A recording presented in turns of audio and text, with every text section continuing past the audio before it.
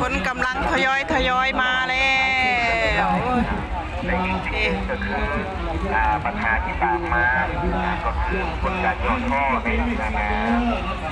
งานคนนี้ก็คือการเทกระเป๋าการยกกระเป๋าเนาะฉะนั้นพวกเราต้องมีสติกับของเราบนอย่างขอว่า DBNE น่าจะมีว่ากาแฟยื่นกาแฟ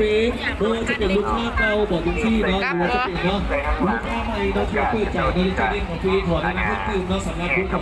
เนาะเราต้องมีสติแล้วกันเนาะ